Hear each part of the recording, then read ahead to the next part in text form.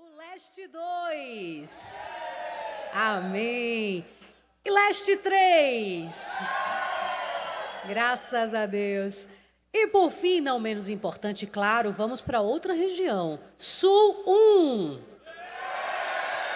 Amém. Sul 2. Povo animado. Sul 3. E o pessoal do Sul 4. E agora todo mundo, uma salva de palmas para todas as regiões do nosso país. Agora, sem mais demora, sem mais delongas.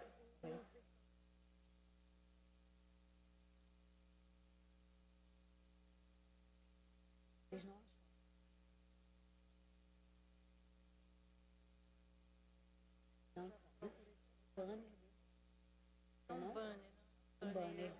Feito uma toalha. É um...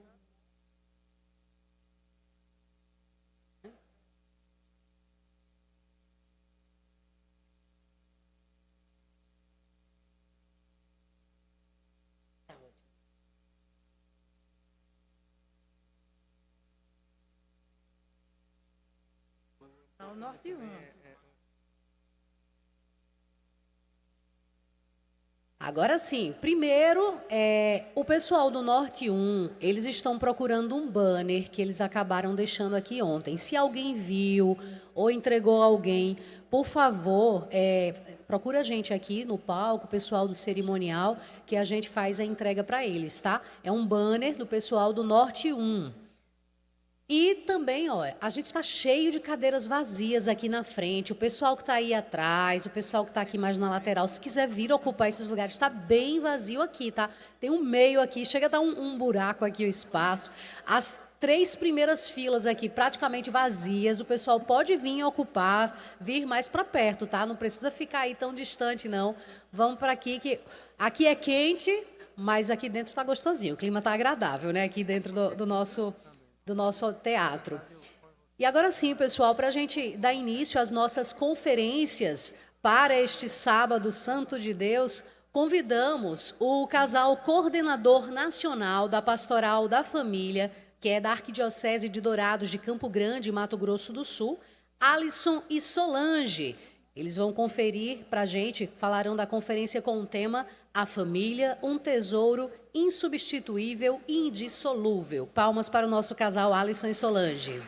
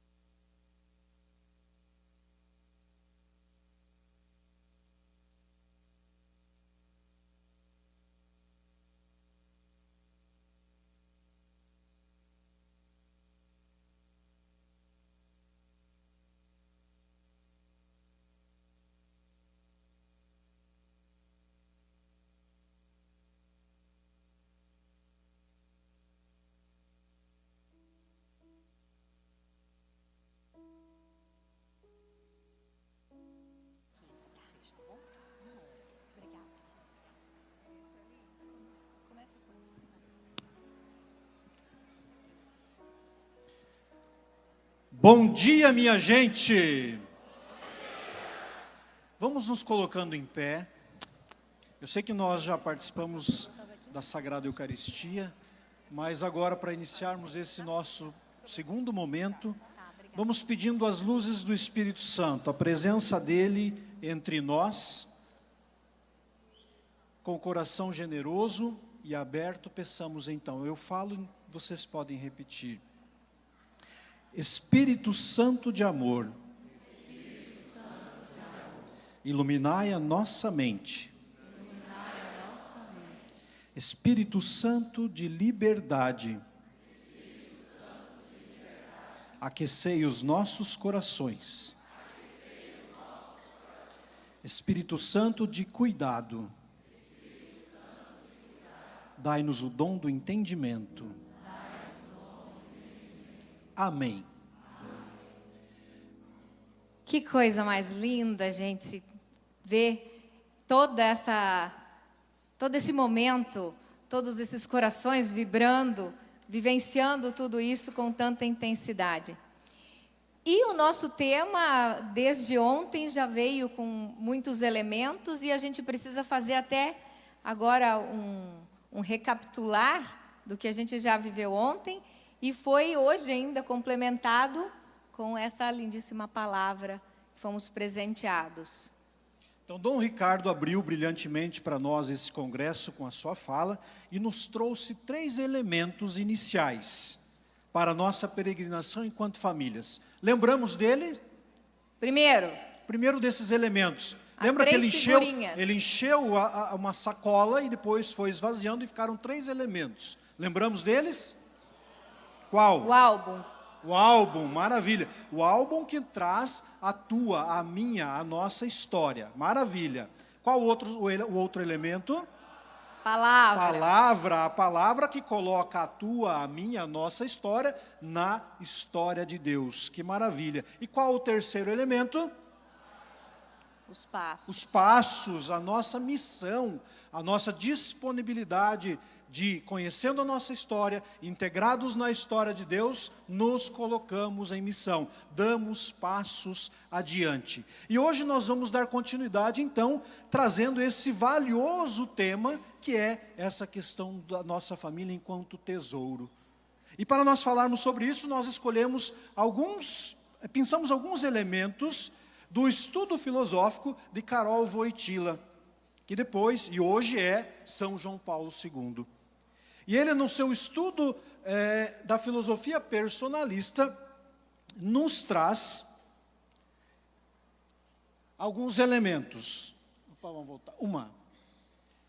E temos que deixar bem claro que família, então todas as vezes que nós falarmos aqui a palavra família, nós já temos que ligar nesses 3 elementos. Quando eu falo a palavra família, o entendimento já tem que vir colaborado com esses 3 elementos. Família é lugar de amor, lugar de liberdade e lugar de cuidado. Portanto, família é um lugar.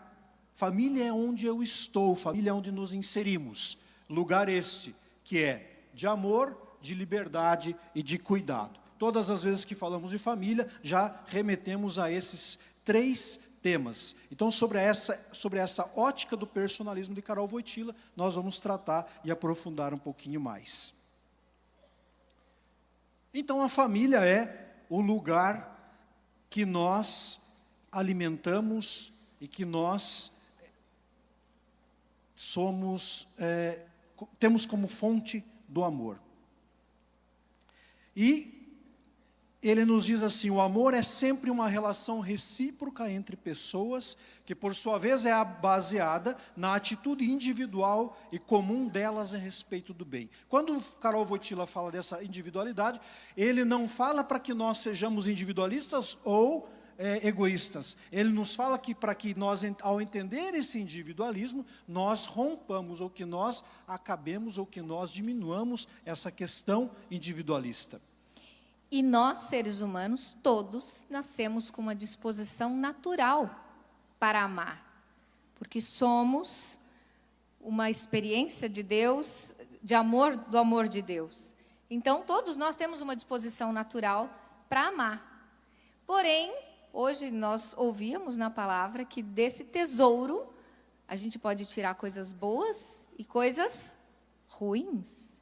Então aí talvez alguém poderia perguntar, mas se todos nós temos essa disposição natural de amar, por que a gente vê situações de violência doméstica? Por que a gente vê situações onde a gente não consegue enxergar o amor? Porque aí temos esse livre-arbítrio onde talvez não soubemos lidar com a nossa capacidade de amar, com o nosso potencial para amar. E lembrando que esse amor, ele é destinado a alguém. Nós não amamos um conceito ou alguma coisa que não tem personificação. Nós amamos dentro dessa relação familiar, dentro dessa relação eu, Deus, e eu, minha família, nós amamos pessoas concretas. E pessoas concretas, como Solange falava, como o texto do Evangelho hoje nos falou, tiram de seus corações, tiram de suas vidas, de suas relações, tesouros bons e tesouros ruins. Por isso que essas relações têm que ser trabalhadas e têm que ser lapidadas como tesouros dentro dessa concretude do amor. Vocês sabem qual que é o contrário do amor? O que vocês acham que é o contrário do amor? Ódio, né? Alguma coisa nesse sentido seria talvez a primeira coisa que viesse à nossa mente. Mas o contrário do amor vai ser o medo. E a gente vai percebendo agora no desenvolver, e quando nas nossas atitudes, depois a gente vai percebendo, peraí, essa situação me traz medo, me impede de amar.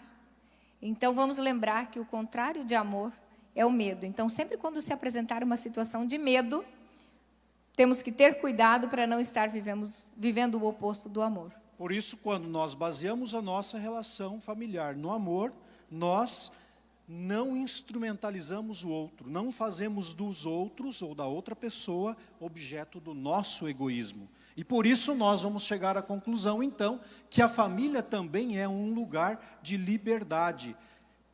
Sendo assim, o que é a liberdade? Um desafio a ser vivido na relação com o outro, com a alteridade, com a outra pessoa, com a outra história que encontra a minha história. E na família é gostoso quando a gente consegue viver esse lugar de liberdade. Não é lá que a gente consegue ser quem realmente a gente é. É lá que um olha para o outro, já sabe o que o outro está pensando, porque se conhece, porque eu sou lá realmente quem eu sou. Lá eu sou livre para me expressar, e aí nós temos que ter cuidado, porque às vezes a gente passa o dia inteiro no trabalho, se esforçando para ser algo além do que nós podemos ser, ou até aquém, mas muitas vezes nos esforçamos num papel ali que, por exemplo, no atendimento ao cliente, eu tenho que estar sempre impecável, e quando eu chego em casa, esgotou a minha cota, e ali eu vou perder a paciência. Então nós temos que cuidar onde nós estamos deixando a essência do nosso eu, a nossa liberdade de ser quem nós somos. E aí até abro um parênteses, quando a gente fala em esse lugar de liberdade, quando a gente acompanha os casais que se preparam para o matrimônio, ou qualquer outro processo de acompanhamento que a gente faça, é a gente não perder esse pressuposto da liberdade. Não essa liberdade, cada um faz o que quer e está tudo certo e ficamos combinados assim. É de acompanhar o outro, não no sentido de tornar ele aquilo que eu acho que é certo, aquilo que a gente acredita que ele tem que ser. É acompanhar e amar o outro, no sentido de levar ele a ser quem ele realmente é. Então, que nas nossas casas a gente fortaleça esse sentido de liberdade, de fazer com que o outro seja quem realmente ele é. E por isso que na relação com os outros, na relação com as outras famílias, quando nós nos colocamos em missão pastoral familiar, nós somos convidados, e é isso que a pastoral familiar tem tentado nos trazer com itinerários e convivências concretas da palavra e de outros elementos que vão trazer essa possibilidade de vida de liberdade, quando nós pensamos assim, nós somos convidados a acompanhar as pessoas. Quando nós nos colocamos numa posição de ajudar, eu me coloco superior, eu quero te ajudar, venha cá, eu quero te ajudar. Então eu estou superior a você e vou te ajudar a vir até a posição a qual eu estou. Isso eu já me coloco numa posição superior a ele. E às vezes isso já cria uma primeira barreira. A pessoa nem chega próxima para poder ser acompanhada. Então, quando a gente fala de acompanhamento, é isso. É estar junto, é dar os passos juntos, é criar história juntos, é partilhar da mesma poeira nos pés. Porque se eu convido o outro para ajudá-lo, às vezes ele não está numa posição de ajuda. Agora, quando eu convido para acompanhá-lo, ou quando eu me coloco numa disposição de acompanhá-lo, existe uma predisposição maior. Por isso que os itinerários sempre nos dão essa oportunidade de acompanharmos as histórias com as quais nós encontramos. Por isso, então, vamos gerando essa relação cada vez maior de liberdade. Uma outra característica da liberdade é a nossa que caracteriza a humanidade também, é a nossa capacidade de decidir.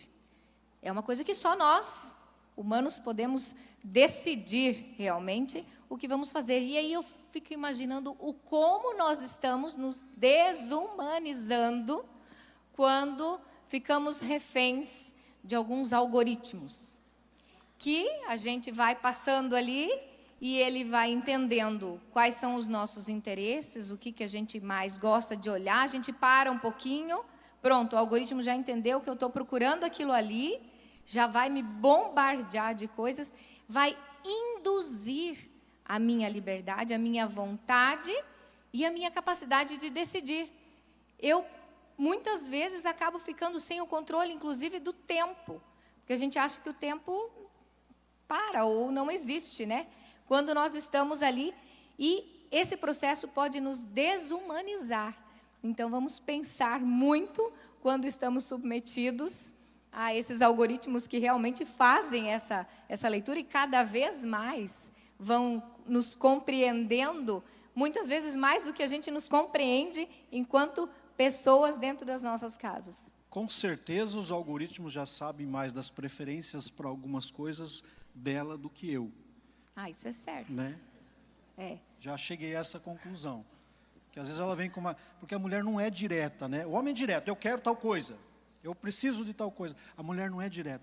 Amor, e se nós fôssemos num lugar que tem aquela coisa? Né? É indireto. Custava então os algoritmos entender, já né? jogam na rede dela, e aí ela já faz assim, compartilha.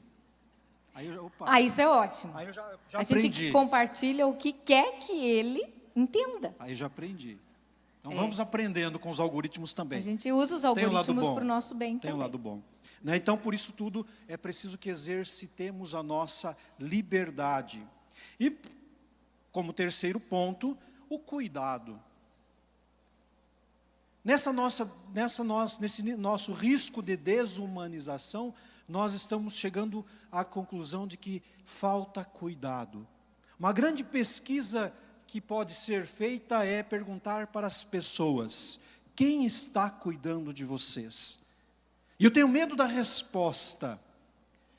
Eu queria que a resposta fosse a família, a igreja, a família de famílias, como falava Dom Ricardo ontem. Mas eu tenho medo dessa resposta se nós fizéssemos uma pesquisa hoje. Então o cuidado é o termômetro do cuidado é o respeito.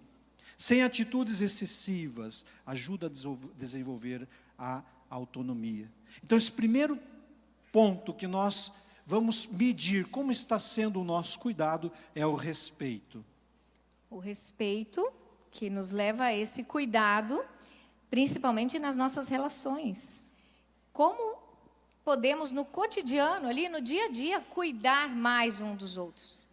Quem que no dia da mulher, no dia das mães, lembra de manhã levar um café, um cuidado, que a gente chama um chamego, que fala aqui, né? É chamego, né? Não sei se chamego. Não sei se é chamego, mas eu penso assim, aquele dia de pelo menos não arengar. Arengar, eu sei que é o dia daqui. do não arengar.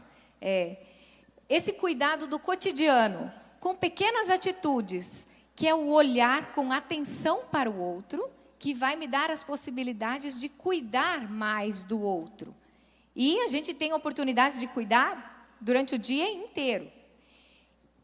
Porém, precisamos nos atentar que a vulnerabilidade do outro nos dá mais oportunidades de cuidar. Quando muitas vezes a gente olha com uma outra ótica, que a vulnerabilidade do outro me faz sofrer junto. Claro que eu vou sofrer com a compaixão, mas eu tenho uma oportunidade especial de cuidar. Quando as crianças nascem, sai andando sozinha, já se vira, come sozinha? Não. Então é uma vulnerabilidade que ela tem. Ela precisa de alguém para carregar no colo, para amamentar, para ensinar, para tantas coisas. Que oportunidade e como a gente vive bem essa oportunidade de cuidar das nossas crianças. E aí, no decorrer da vida, várias outras situações de doença que nos dão oportunidades preciosas de cuidar do outro. nessa interdependência saudável que vai nos fortalecer no nosso relacionamento. E aí vamos lá para a idade mais avançada, para a experiência, quando os passos ficam mais lentos, as palavras já faltam, e às vezes aquilo a gente fica, meu Deus do céu, e agora? Como é que eu vou ficar? A pessoa não avança. Que oportunidade que nós temos nessa vulnerabilidade da idade que vem chegando, de cuidar também desses momentos que essa pessoa está passando, também no momento da velhice. E tanto a liberdade quanto o respeito tem um limite muito tênue, é uma linha muito fininha para você caminhar, é uma corda bamba. E um exemplo de respeito muito claro no matrimônio, posso falar do meu, por exemplo. Opa, do nosso matrimônio. isso me atinge. Né? Se fala do meu, do nosso, atinge você, né? Tá bem.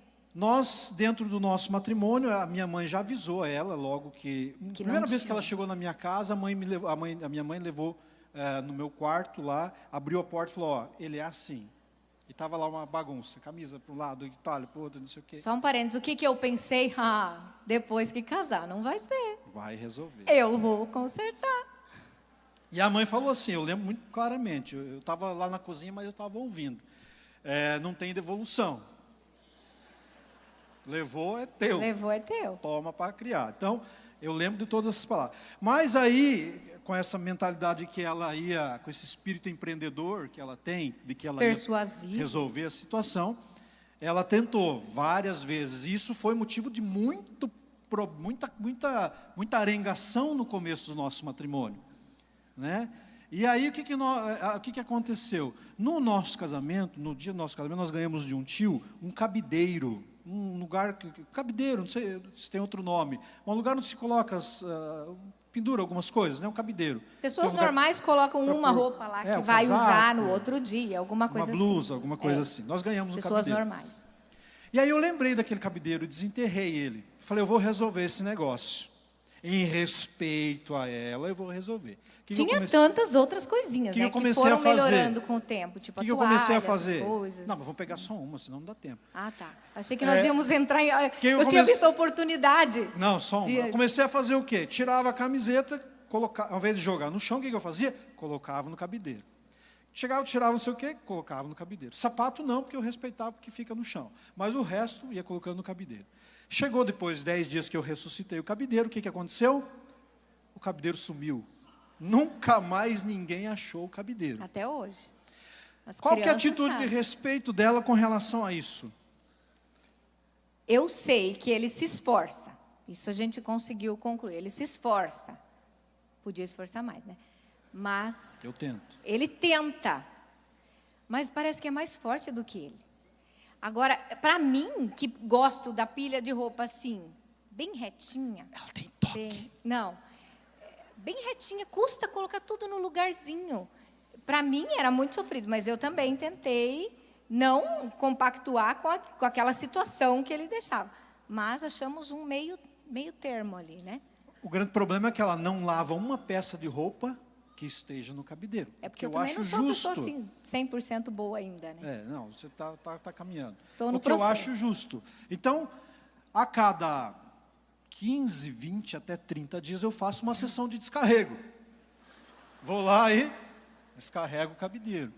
E aí nós compartilhamos, porque daí, como sobrecarrega a máquina de lavagem, a gente compartilha aquele serviço, o que eu também acho justo. Então vamos gerando essa relação de respeito baseado na interdependência do nosso matrimônio. Então é encontrar alternativas de cuidar um do outro com respeito, com liberdade, com amor e com cuidado. Sempre cuidando das atitudes excessivas. O cuidado, por exemplo, para nós, mães, eu acho que é um pouquinho mais delicado. Por exemplo, as crianças saem de casa. Ai, meu Deus do céu. Nós temos uma filha de 20 anos. Aí ela sai, vai nas festinhas. E aí a gente vai dormir cedo, né? Não vai. A gente fica lá, esperando. Agora já me curei várias vezes. Já melhorou. Mas o cuidado, quando ele excede, quando ele vai para superproteção, a gente cai num risco que é tão perigoso quanto a falta do cuidado. Porque a superproteção é sinônimo de desconfiança. E se nós desconfiamos, nós vamos prejudicar e muito a nossa relação, tanto conjugal, como com os filhos, como qualquer relação que nós temos quando nós superprotegemos, quando nós queremos pôr numa redoma que nada pode acontecer. Lembra o que é o oposto do amor? Não é o medo? Então, nós temos medo de que vai acontecer qualquer coisa que foge do meu controle, então eu vou superproteger. E essa superproteção vai trazer diversos desdobramentos na vida da pessoa, que inclusive tem uma pesquisa que aponta que, se eu não me engano, 60% das iniciativas suicidas têm uma fonte de superproteção. Porque a pessoa acaba ficando sem a autonomia de lidar com as suas dificuldades, com os seus desafios. Porque tem sempre alguém olhando demais e não me deixando sair. Por exemplo, esses dias, que isso é um processo, né? A gente sabe que não é fácil assim. Mas temos que ter cuidado para não ficar nem na falta do cuidado e nem na superproteção. Esses dias atrás a gente saiu e aí as crianças foram até os dois pequenos, a Gabriela e o Vinícius, de 9 e 14. Foram na conveniência para pegar alguma coisa e nós saímos. E eu falei para ele, ai amor, e agora, será que eles atravessam a rua na diagonal? Ou será que eles vão saber que tem que ser assim? Ele falou, mas a gente já não ensinou que é assim? Eles tinham que atravessar duas ruas e uma era bem movimentada. Eu falei, a gente ensina, né? Mas vai saber, né?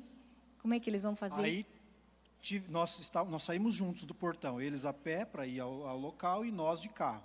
Ela me fez parar na esquina onde eles iam atravessar, um pouco à frente, para que eles não vissem, obviamente, né? E esperar até que eles passassem. Eu vi que vocês fizeram Eu particularmente sabia do resultado, porque eu confiava naquilo que eu ensinei e confio no que eles aprendem. Eu confio também, mas eu gosto de ver funcionando. Queria testar, né? E aí não deu outra. Chegou lá, pararam certinho na faixa, olharam o Vinícius maior, cuidando mais deu zeloso, a mão para a Gabriela, mais novinho. Olhou para um lado, olhou para o outro, mesmo que de um lado lá era uma mão só, mesmo que fosse ele olhou para o outro, porque eu ensinei que pode vir bicicleta, pode vir outras coisas na contramão, então tem que olhar para os outros. E atravessaram a rua bonitinho. Não falei nada, não precisei falar nada. E ela também não falou nada. E teve do acampamento. Seguimos nosso caminho. Também o acampamento esses dias, aí eles foram para acampar os 3. E aí eu falei para ele, passa e pega colchonete, que eles não tinham. Pega o colchonete, mas pega um colchãozinho bonzinho, né, para levar eles para o acampamento. E aí à noite, à tarde ele levou eles lá para o acampamento, e à noite eu ficava, como é que será que eles estão dormindo? Será que deu tudo certo? Será que a barraca estava tudo certo? Deu tudo...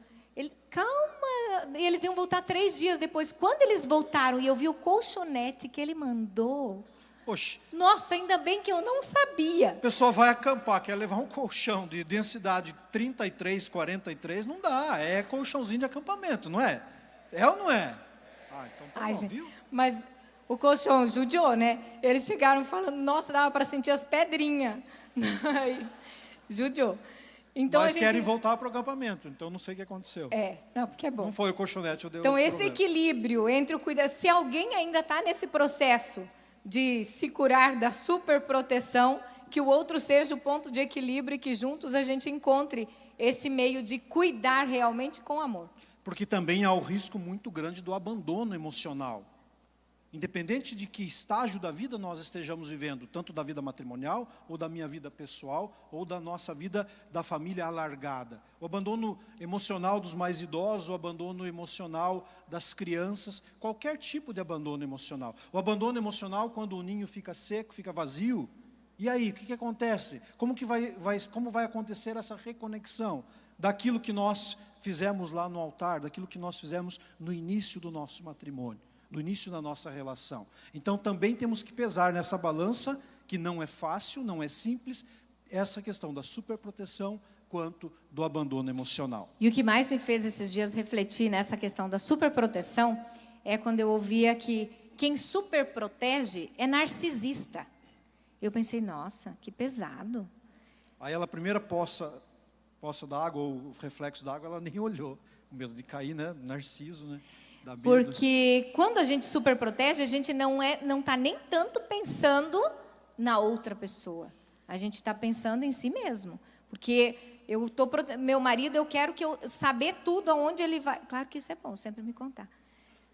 Saber onde ele vai, o que está fazendo, com quem você falou, mas não é porque eu estou cuidando dele só.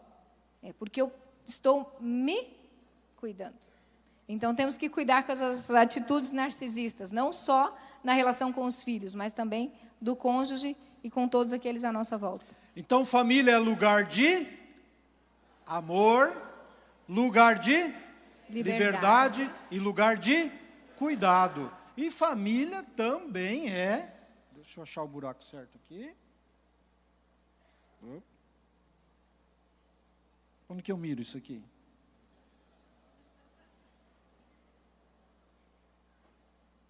Agora foi.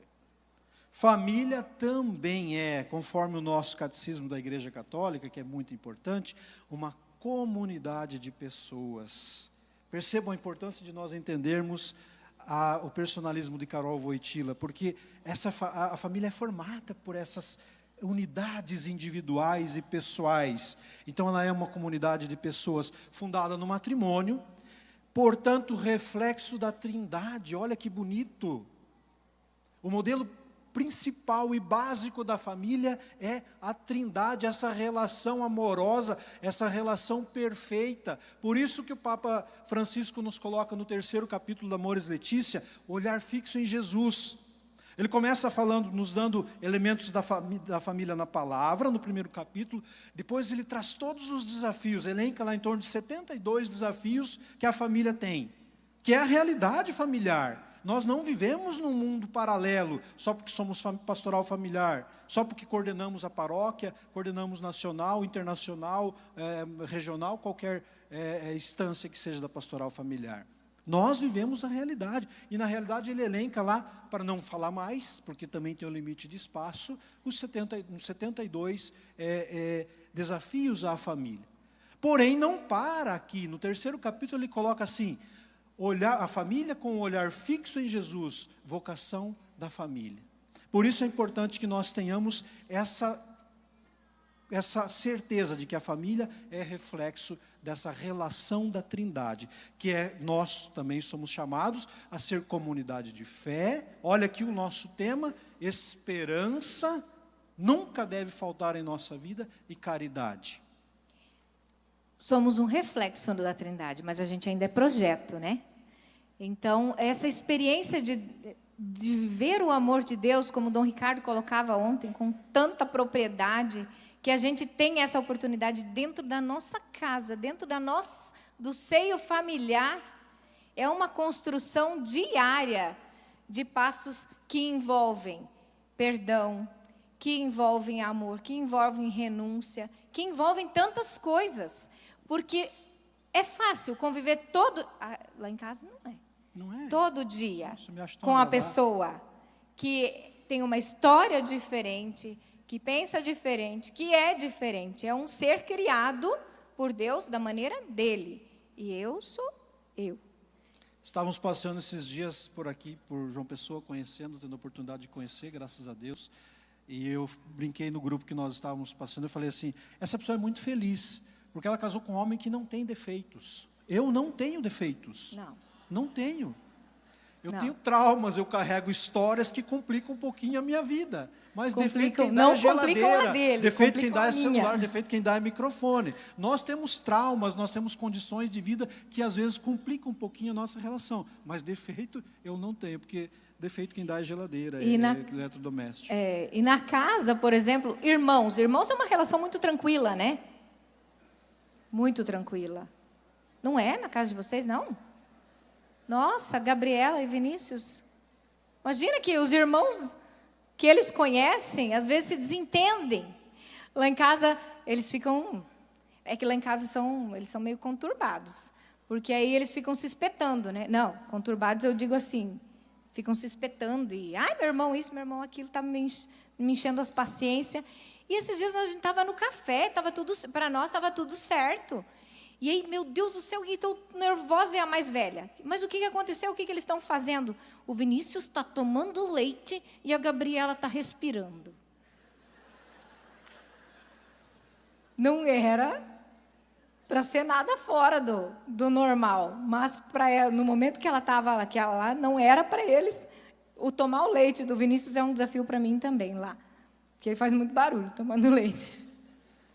Mas essa expectação de coisas, esses ajustes, é como conviver com o outro do jeito que ele é. É amar o outro, é perdoar, é saber realmente se relacionar. Somos reflexo da Trindade, porém com as nossas imperfeições. Por isso somos chamados a refazer o nosso desafio cotidiano de viver a fé. Então temos fé na melhora, a esperança de cada dia darmos um passo à frente e também vivermos a caridade, quando o outro arrasta o pé, ou toma leite, ou faz qualquer coisa, ou até respira. Arrasta o pé também, né? também então somos convidados a tudo isso. Portanto, nós chegamos à conclusão de que família é muito mais que um grupo de pessoas, é uma instituição divina. Família é projeto de Deus. E aqui nós chegamos num dos pontos da nossa fala, que fala da indissolubilidade. É um tesouro indissolúvel. A família, com tudo isso que nós já falamos, como fonte de tudo isso, como base e como fundamento de tudo isso, ela é indissolúvel, com base no matrimônio. Mas não é indissolúvel porque nós conseguimos prestar contas de tudo isso que nos é dado. Não é porque nós conseguimos ser esse reflexo perfeito da Trindade. É porque é projeto de Deus, é porque é vontade dEle. Ah, mas a realidade não é essa, não é isso que tem que ser apresentado para nós no cotidiano. Realmente não é, porque nós tiramos de nossos corações tesouros bons e tesouros não tão bons. É por causa da dureza dos nossos corações. Mas o projeto é bom, o projeto é perfeito. Então, o que nós temos que fazer cotidianamente é levantar a nossa cabeça, não abaixar, porque nós temos, infelizmente, baixado a nossa cabeça para muitas coisas. Nós temos que erguer a nossa cabeça e dar o testemunho. Dar o testemunho. Nós vivemos aqui, esses dias agora, um testemunho muito bonito. O casal, Clidenor e Edites, festejando os seus 50 anos de matrimônio. Isso é motivo de festa, é motivo de alegria. Quantos outros de nós aqui festejamos seus 50, seus 25, seus 10, seus 15, seu primeiro ano de matrimônio? Esse testemunho tem que ser reforçado em nossa sociedade. Muitos lugares não têm mais dado testemunho de paternidade, testemunho de maternidade, para não melindrar, para não fazer isso, para não fazer aquilo. Muitos lugares não têm mais feito a missa de bodas, disso, daquilo, para não melindrar a nova união, para não melindrar isso, para não melindrar aquilo. Ao contrário, se não fosse pelo testemunho daqueles que morreram no início, daqueles que deram a sua vida pela fé na Trindade, nós não estaríamos aqui. Por isso a necessidade de termos coragem de testemunhar o nosso matrimônio, testemunhar esse presente e esse projeto de Deus. Por isso que essa vida familiar para nós é um tesouro indissolúvel. Quando nós aprendemos isso, erguer a cabeça e dar testemunho da beleza. É fácil? Não é. E nunca vai ser, assim como não é fácil na vocação sacerdotal, episcopal, qualquer vocação que seja, também não é fácil para aqueles que decidem viver sozinhos. Não é fácil para aqueles que ficam viúvos, não é fácil para ninguém, e nunca foi, desde o começo, porque o próprio Deus se entregou na cruz, mas é através delas que nós chegamos à ressurreição. Por isso, nós damos graças a Deus por esse grande tesouro indissolúvel que é a nossa família. E aí, elaborando essa visão da família e fechando essa imagem da norma personalista de Carol Wojtyla, nós vemos a família torna-se então a união de pessoas em sua integralidade, não fragmentos egóicos e narcisistas. Está lá no final dessa grande frase que está ali. Então percebam como é bonito isso, olha, essa conclusão que nós, ao analisarmos essa norma, esse estudo de Karol Wojtyla, nós chegamos a essa conclusão, de que a família torna-se a união de pessoas em sua integralidade. Eu inteiro na minha relação com ela, na minha relação familiar. Primeiro com ela e depois com os outros membros da minha família. Com os meu sogro, minha sogra que estão aqui, com meus pais, com meus irmãos e minhas irmãs, com os irmãos dela. Eu estou inteiro nessa relação. E não com fragmentos egóicos e narcisistas. Quando eu entendo isso, eu busco a essência do que é eu ser pessoa. E eu ser pessoa estando inteiro dentro dessa relação. E quando essa família, que é formada de pessoas que se relacionam nesse projeto de Deus, precisa viver essa dinâmica de cuidado, de amor, de liberdade, de uma maneira integral e que seja realmente partilhada. Nós temos 2 ajudantes de palco, Vini e a Gabi. Vem só ajudar rapidinho aqui. 2 ajudantes de palco, meu voluntário, rapidinho. Esse é um pedacinho do nosso tesouro. Nós vamos fazer uma breve dinâmica aqui em cima. Aqui, pode ficar aqui. Quando o pessoal bate palmas, faz assim, ó.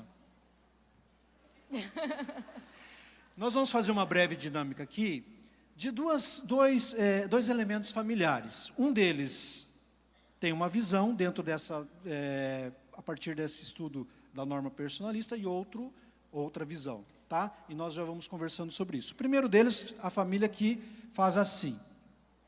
Eu vou na frente. Pode ir na frente, eu deixo. Só hoje. Tá. Ó, vem.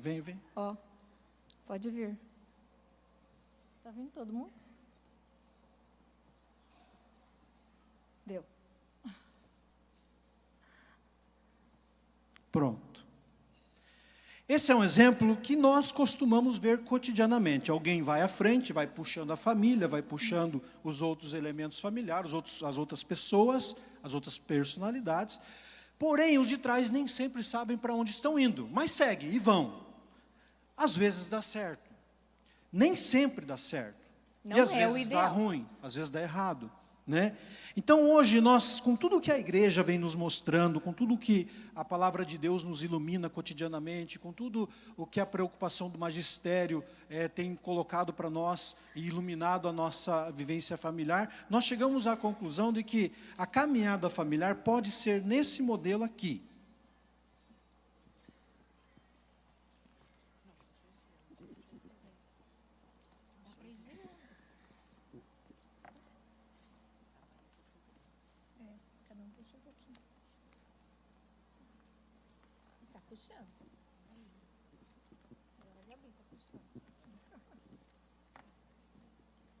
Percebam a diferença clara, e eu não preciso nem explicar muito, é autodidata, não é? Por quê? Aqui nessa dinâmica nós conseguimos, embora não tenhamos tempo, mas nós conseguimos dialogar, nós conseguimos ter o olho no olho, nós conseguimos, tem hora que eu direciono, tem hora que eu sou direcionado, tem hora que há possibilidade de diálogo, porque há olho no olho. Há como direcionar de forma... Porém, não é fácil, porque os obstáculos atrapalham. É mais fácil ir retinho e desviando. Né? Exige exercício, exige dinâmica, exige que tem horas que eu ceda, tem horas que eu estou assim, eu ceda e me entregue. E vá, e só vá, porque eu sei que tem alguém... Eu sei que tem alguém que está junto comigo. Eu sei que tem alguém que está de mãos dadas comigo. Por isso que nós somos convidados a não ajudar as pessoas às quais nós encontramos. Seja na família, seja onde quer que seja, nós somos convidados a acompanhar as pessoas, a caminhar juntos, a estarmos juntos.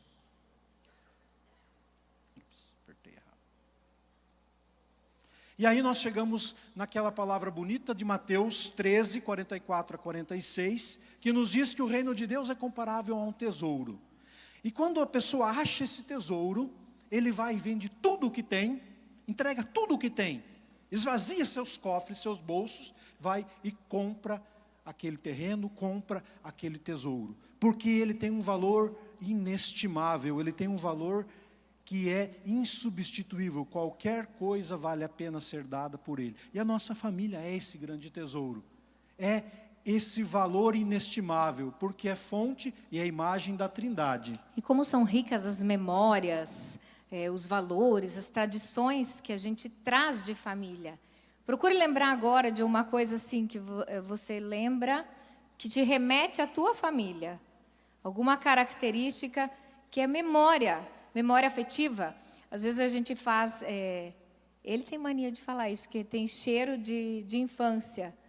Cheiro, tem gosto de infância. Alguma coisa que ele gosta de comer, que a avó dele fazia, que tem gosto de infância. São memórias que família proporciona.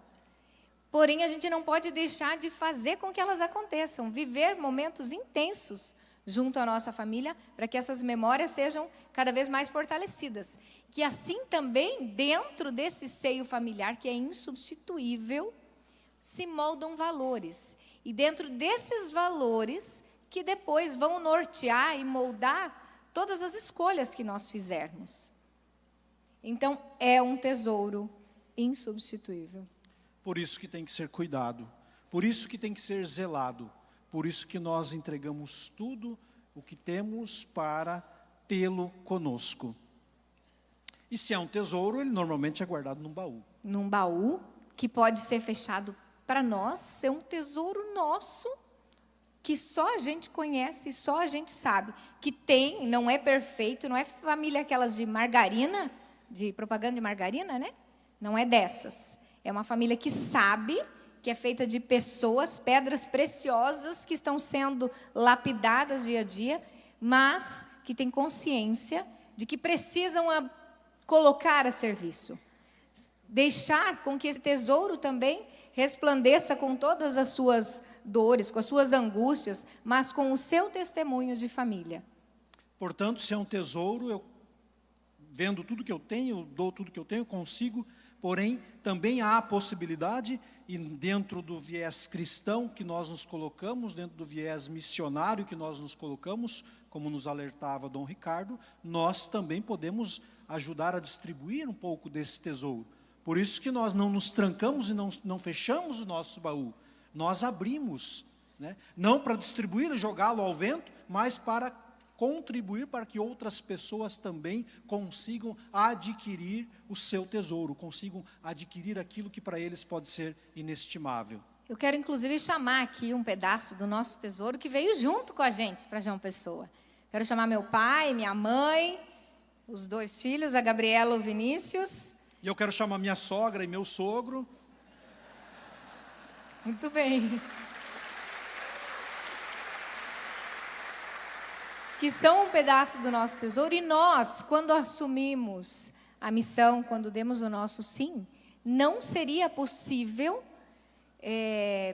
pensar em servir da maneira que a gente consegue realmente se entregar, se eles não assumissem junto com a gente.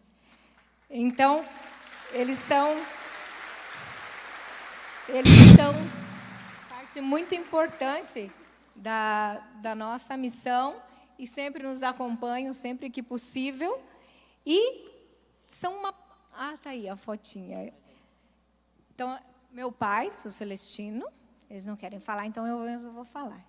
E minha mãe, Celita, a gente trabalha junto, tanto na empresa como na missão. Quando um não pode, o outro pode. E que tesouro é esse, gente? Que tesouro que são as nossas famílias. E os nossos filhos, a Gabriela, de 9 anos, e o Vinícius, de 14, que fala alguma coisa, Vini? Eu percebi hoje, na proclamação do Evangelho, eu percebi que a família ela tem uma relação muito grande com o que foi proclamado hoje no Evangelho. Porque ele fala de uma casa com alicerce. A casa com alicerces, pode vir vento, pode vir chuva, ela não vai cair. A casa sem alicerces, se vier vento ou chuva, alguma hora ela vai entrar em ruínas. Então a família, ela ajuda a gente a construir nossos alicerces desde pequenininho. E a partir desses alicerces, como dizia no simpósio lá em Aparecida, junto com a conversa com o Dom Moacir, a gente falou sobre os tempos difíceis que é hoje, da gente conseguir manter a nossa fé cristã e manter nossa vivência na igreja junto com a família. Então, eu acho que a família é um alicerce que ajuda a gente a continuar nesse caminho e não desviar para um caminho errado.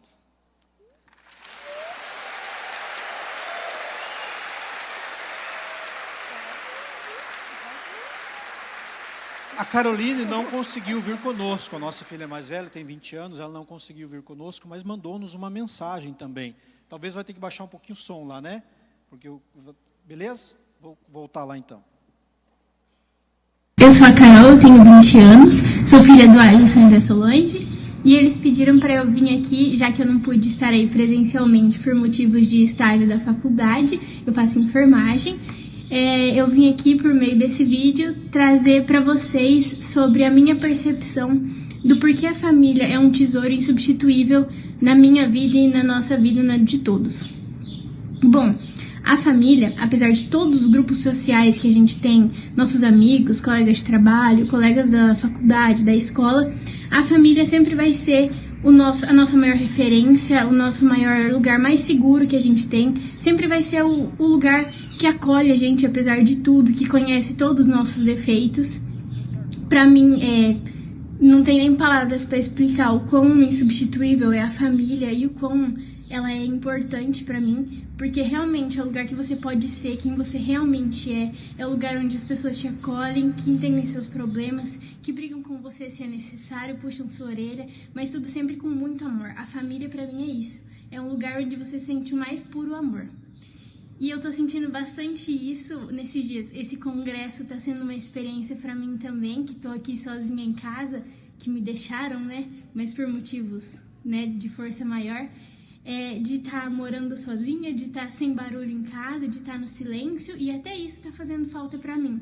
Eu tava falando esses dias que eu tô até com saudade do Vini, que vive me irritando e fazendo barulho aqui em casa. Até dele eu tô com saudade, porque tá muito quieto aqui. Então isso mostrou pra mim que, não que eu já não sabia disso, eu já sabia disso, mas só mostra mais que apesar de todas as brigas que a gente tem na família, todas as intrigas, coisinhas bobas do dia a dia, por conta da convivência, apesar de tudo isso, a família sempre vai ser o lugar que a gente sente o amor mais sincero, que a gente entende o que é amar, e essas são as pessoas que mais amam a gente. E como isso faz falta quando eles estão longe, queria aproveitar já para dizer que eu tô com muita saudade de vocês, galerinha aqui de casa, e acho que é isso. Um bom congresso a todos, beijo, e volto logo pra casa, que eu tô com saudade de vocês. Beijo.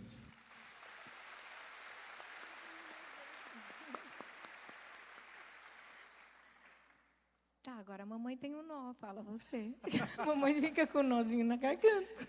Então é isso, gente, é não termos medo de dar testemunho. Não é perfeito, isso aqui parece bonitinho, sai bonitinho às vezes na foto, mas não é Vou perfeito. deixar ele conviver com vocês para você ver como é. Não é fácil, não tem defeito, mas tem bastante coisinha para melhorar.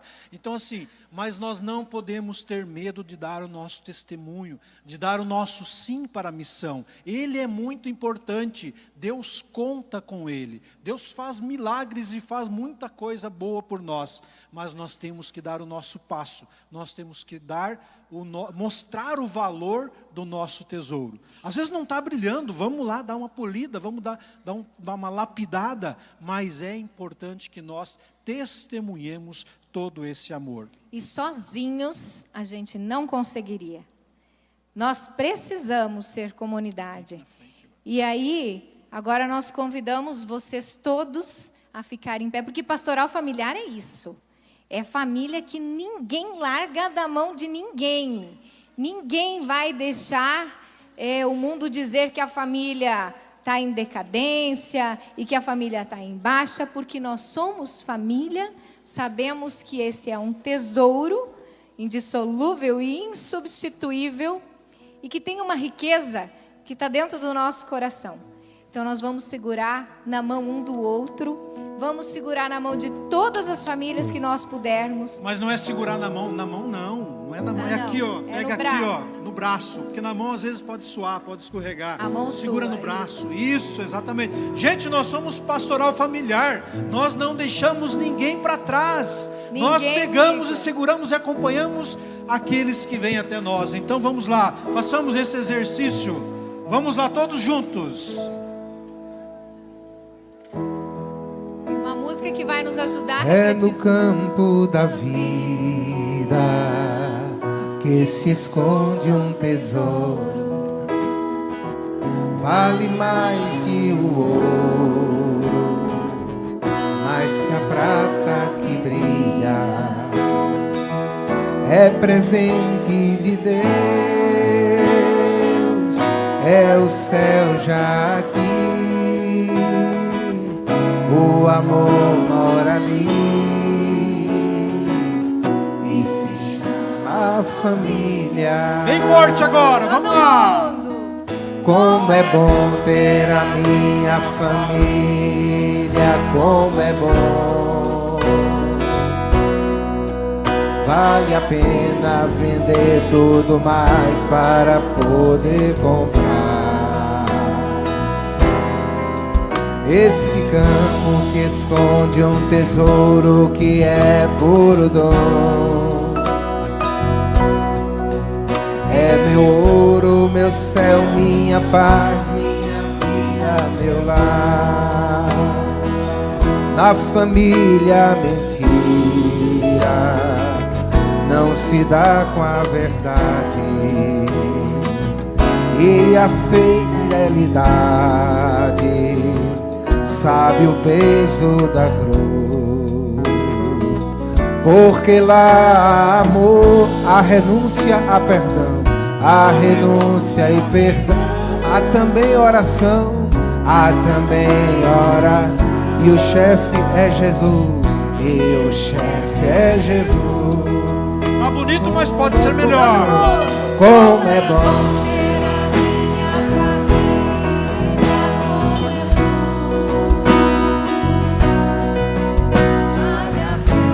vender tudo mais para poder comprar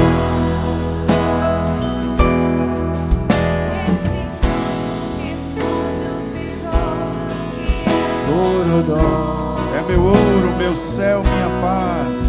É meu ouro, meu céu, minha paz, Minha vida, meu vida. Até mesmo o céu, até mesmo desejou ser família, para que a família desejasse ser céu. Nele se faz a paz. Nela se faz a paz. No ouvir, no falar. No ouvir, no falar. E na arte de amar. E na arte de amar. O amargor vira mel. O amargor vira mel.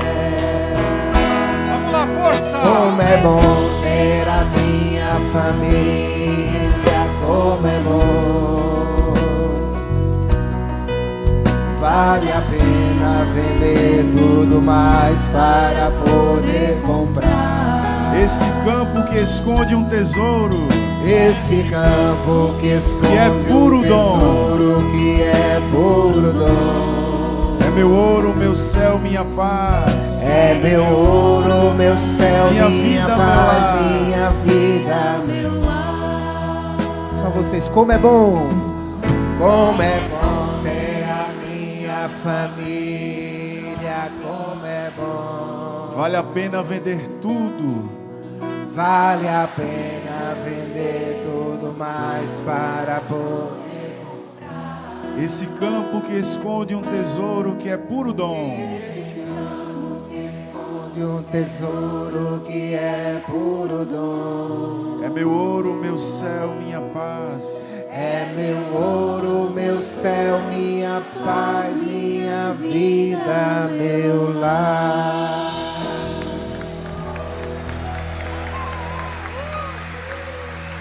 Repita, minha família, Minha família, meu tesouro, meu tesouro. e eu não dou para ninguém. E eu não dou pra ninguém. Maravilha!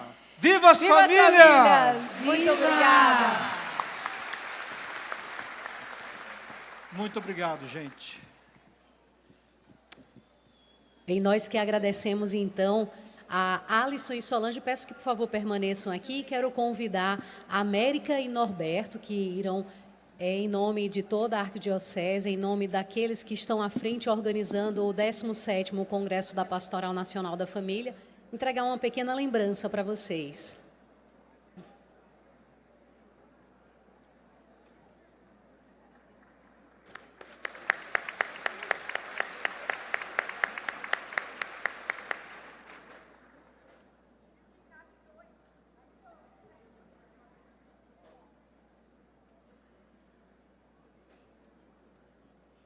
Muito obrigada, Alisson Solange. Obrigada também, América Norberto. E a gente vai dando continuidade a esse momento lindo da família. Como é bom, né, ter nossa família, sempre com muita gratidão. Antes da gente passar para o próximo passo, eu quero convidar aqui Padre Márcio José, que tem um recado para todos vocês que estão aqui. Por favor, Padre Márcio. Bom dia. Primeiro agradecer a Alice Solange por que bela palestra. Mais que uma palestra, um testemunho, sim ou não? Que alegria. Então, como foi dito, sou o Padre Márcio José e tive a oportunidade de lançar uma obra, Família e Sexualidade, Desafios e Novas Perspectivas, Amor, Sexualidade, Matrimônio, à luz da Amores Letícia, aquela exortação apostólica pós-sinodal, e que Papa Francisco presenteia a pastoral familiar no mundo inteiro. Então, portanto, eu gostaria de apresentar e vocês possam aí ir à Editora Paulus e adquirir esse livro, e poder, assim, ser um grande subsídio para ainda mais enriquecer a literatura que traz, né, uma grande riqueza às nossas pastorais da família. Então, portanto, essa obra trabalha, né, com o método Ver, Julgar e Agir, aquilo que significa a família e a sexualidade, na primeira parte, no tempo contemporâneo, depois a segunda parte, no magistério e na teologia, e, por fim, aquilo que significa as perspectivas pastorais, e aí naquilo que são os princípios éticos da consciência, da gradualidade, do discernimento, e aquilo que também é um projeto, né, da própria Amores Letícia, acompanhar, discernir e integrar. Então, quero apresentar, e você pode ir lá na Editora Paulus, lá atrás nós temos um stand, e estarei lá esperando vocês. Então, era só esse recadinho. Muito obrigado. Obrigada também, Padre Márcio. Bem, agora dando continuidade, antes que se levantem, deixa eu dar só um aviso. Nós vamos, nesse momento, para o nosso primeiro intervalo, um coffee break, será servido lá fora. E tenham calma, saiam com paciência. O pessoal que está aqui, saiam por esse lado. O pessoal que está aqui do lado esquerdo, saiam por esse mesmo lado. Não se apressem. Temos para todos e todas que estão aqui. Adilson Félix, do Norte 1, está aqui o seu crachá, tá? Caso você esteja à procura, está aqui com a gente, faz parte do cerimonial. Agora sim, a gente vai fazer esse nosso intervalo. Vocês têm 35 minutos, é tempo de sobra para comer alguma coisa e ir ao banheiro, e nos encontramos em instantes. Muito obrigada.